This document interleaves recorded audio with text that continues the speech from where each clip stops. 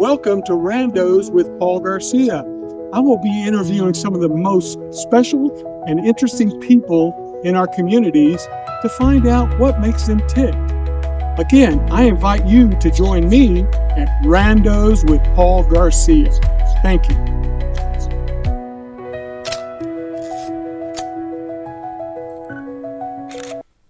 Hello, and welcome to another podcast of Randos with Paul Garcia. Today we're looking at parents of Division 1A athletes. How do these parents handle it when it's tough enough when they're in high school? If the stakes go up when they play at the university level, how can the parents handle other parents, the coaches? How do they balance all that, their own emotions? So we're going to talk to a young lady, Darlene Richardson. Her son played in college and high school, obviously, football, and we want to find out things that we all want to know about with a Division 1A athlete, the pain, the agonies of when your kids get hurt, all that kind of stuff. So I'm looking forward to that. Today's podcast is brought to you by Lone Star Coffee. Lone Star Coffee is your office coffee provider. To provide any kind of coffee machines, spoons, knives, forks, paper towels, snacks, whatever you need in your coffee bar, they will provide. You need your appliances fixed or repaired, new ones, they can get them for you. So give them a shout at 832-912-1325, or like how I like to remember it is 832-912 plus 13 equals 25. So let's throw out the first pitch and get this podcast going. Well, here, Darlene, we're here at the bar, and this is what you wanted, a little red wine. Got it for you. Thank you so much. Hey, thanks for showing up today and participating in this little endeavor.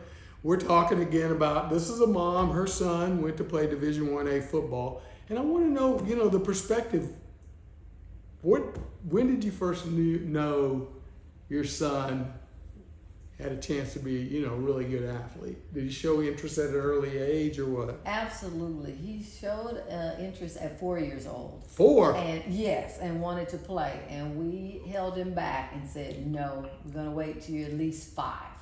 And he didn't like it. He was ready to play. Was this football or other sports? No, just football was the number one thing. Football no baseball, no basketball. He played basketball, but football was his number one that he knew he wanted to play. So we started him at 5. Okay. How did you guys encourage him at that? What can you do to a 5-year-old? Well, my husband, he started coaching. Okay. Actually. So he was his coach.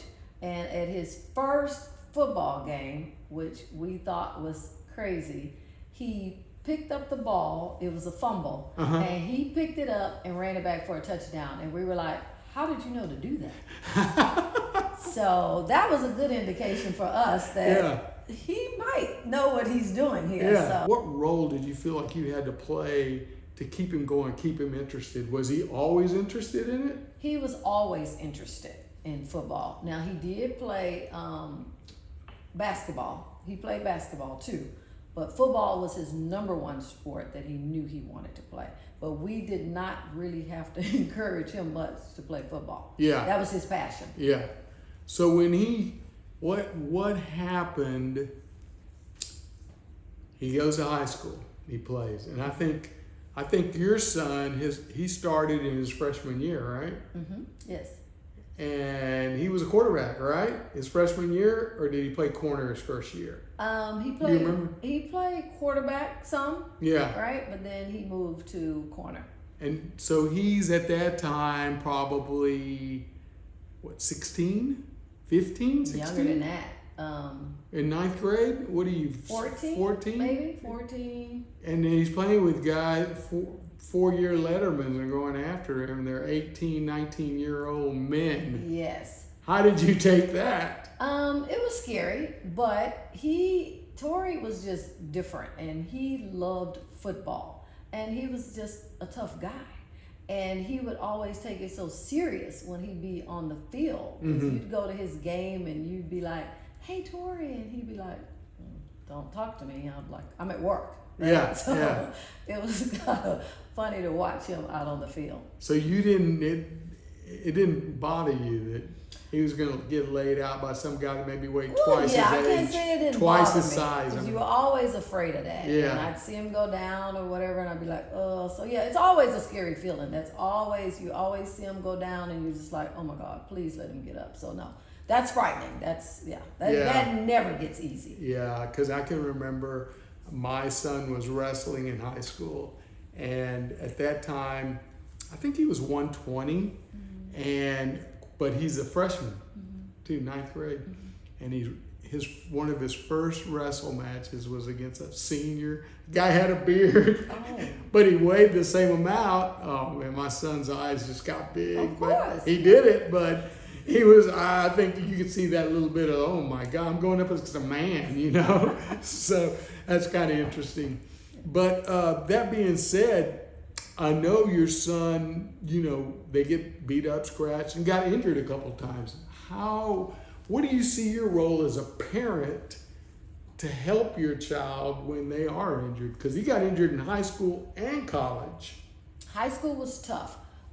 When he got injured in high school, and I'm going to tell you, the coaches can be kind of cruel sometimes. So you really have to mentally be there. Be cruel. Expand on that. Okay, so for example, when he got hurt in high school, and we discovered that he had tore his ACL. Yeah. One of the coaches said, "Oh, you're done. You'll never play ball again. You're done." Just told him just like that. Yes, and he came home and he was so upset. When he told me what the guy said, it hurt me to my heart. But I had to suck it up and say, "Okay, no man can tell you what your destiny is." Right. I said, "You believe in God, and God has a purpose for you, and we can get through this." But it was very hurtful to know that another adult could say that to your child and, try to defeat them like that. But he persevered and, showed that he came back the next year. Was that coach still there when he came back the next year? He wasn't there? I can't remember if he was there or not. Honestly, I can't. But Yeah. he pushed through That it. would've And he been nice. started the first game he started. He did not miss a game. Oh, that's awesome. Yeah. That's awesome. So how was it different in college when he got hurt? In Or college, was it? It was a little different because at the college he was at, he had the coaching staff to me was a little more family oriented, and he really liked his head coach a lot. He was a very good person, and he cared about Tori. So that makes a big difference when the coaches care about the kids. And that's the things that sometimes you just don't know what you're gonna get. It's Right, right. It's like a box of chocolates. Yeah. You don't know what you're gonna get. But in college, they really cared for him.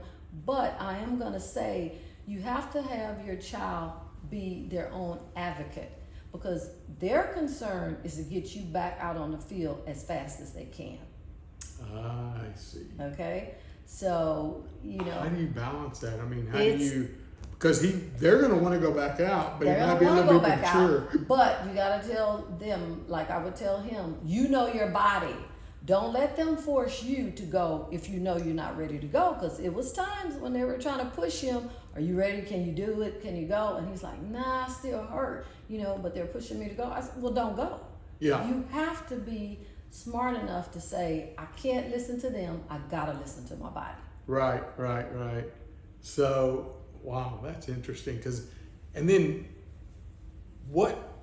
you guys made a lot of sacrifices, right? I mean, you went to every game. Pretty much. We didn't miss many. And y'all traveled all over. We did. And fortunately for you had the finance ability to be able to do that, because I'm sure there's a lot of parents that can't do it. Absolutely. At the games, you would see some of the same parents, or the parents would say, well, no, we're not going to make this game. We'll be at that game.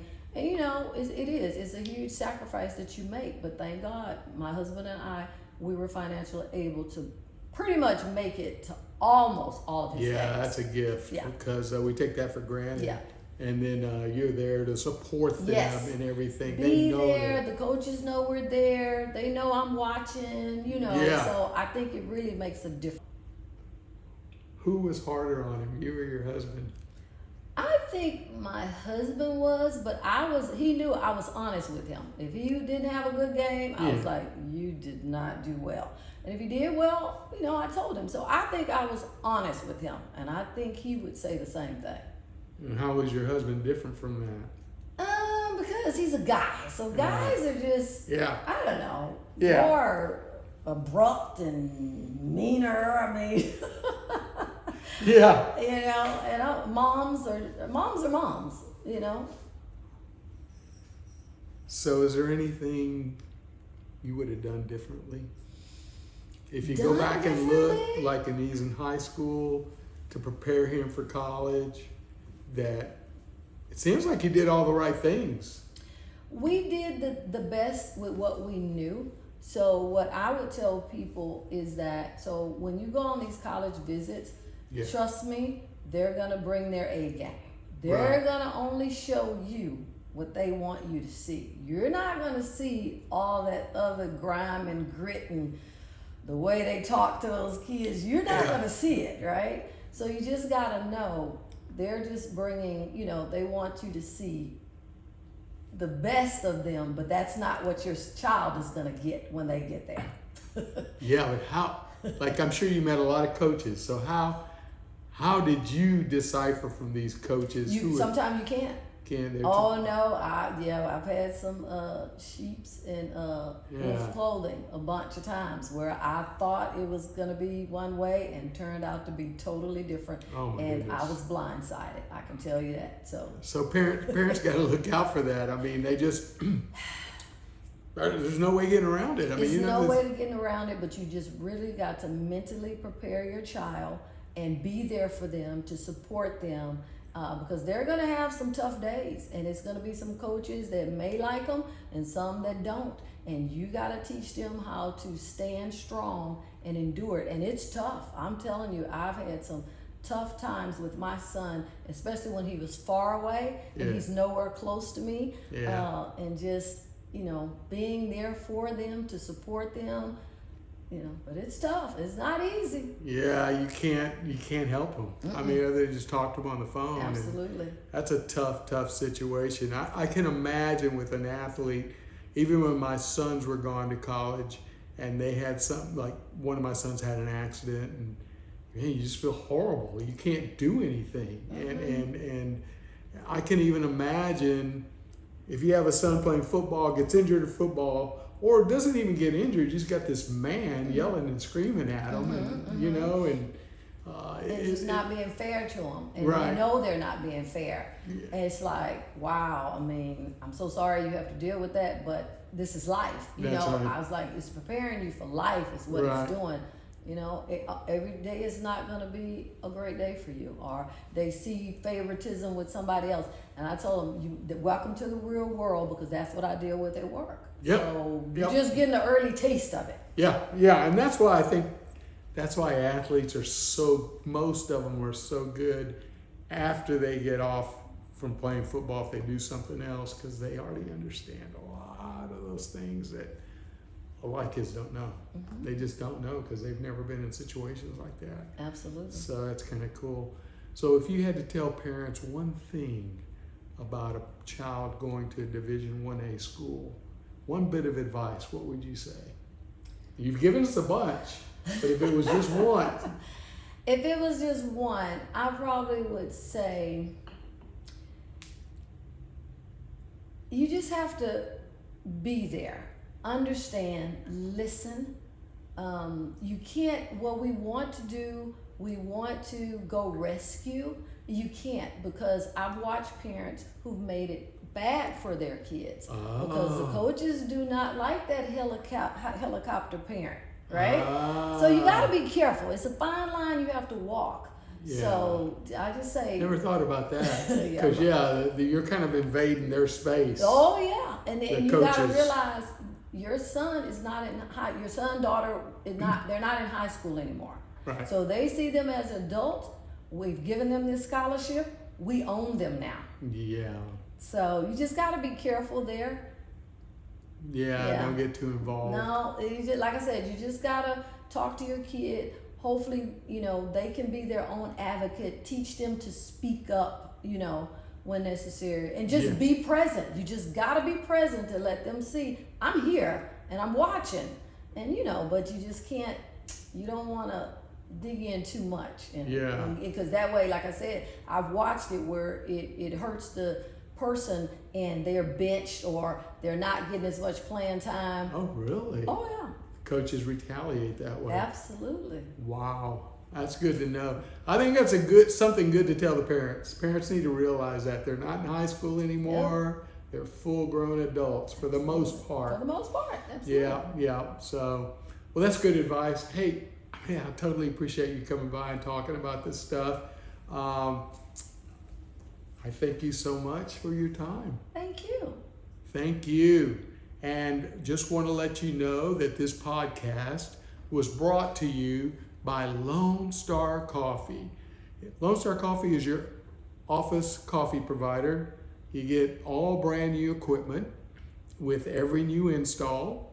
They will provide you all your spoons, knives, forks, paper towels, any kind of coffee you want. So call Lone Star Coffee at 832-912-1325. Again, the way I remember it, it's 832-912 plus 13 equals 25. Thank you and have a great day.